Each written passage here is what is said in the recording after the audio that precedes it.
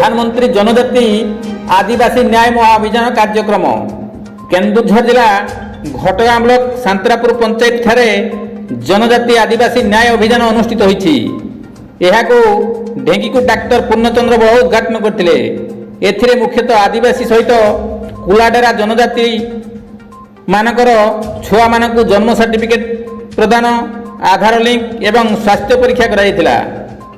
ढेंकीकु doctor पूर्णचंद्र बळ, Ayush doctor Purnima Mahant, स्वास्थ्य परिदर्शक ढेंकीकु Arupanand Sethi, community health officer Monalisa Muduli, स्वास्थ्यकर्मी महिला कल्पना गिरी, आशाकर्मी कल्पना नायक, डब्ल्यूओ रीता कुमारी नायक, टरा आरआई रमाकांत महातो प्रमुख जोग दैथिया बेले स्थानीय सरपंच बबीता सिंह मध्य एथिरे उपस्थित थिले।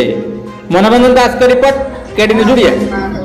डॉक्टर पीसी बॉल सांतरापुर आज जो हम जनस्वास्थ्य विषय किसी अभिमुख्य कहूँ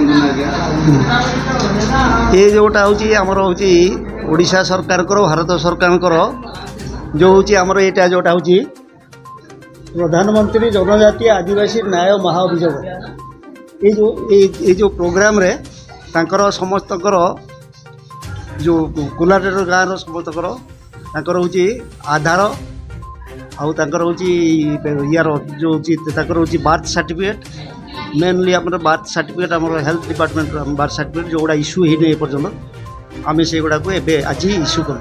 मो ना बबीता सिंह, मु सांतरापुर जीपीर सरपंच। नमस्कार आज्ञा। अच्छा आपंकर ये जो सांतरापुर आमर जीपी रे आज्ञा जनस्वास्थ्य कौन गोटे चली विषय किसी पचारे कौन विषय कौन आभिमुख्य कौन विषय आज्ञा नमस्कार। मु हूँ सांतरापुर सीएचओ, मो ना मोनालिसा मुदुली, सीएचओ माने कम्युनिटी हेल्थ ऑफिसर सांतरापुर।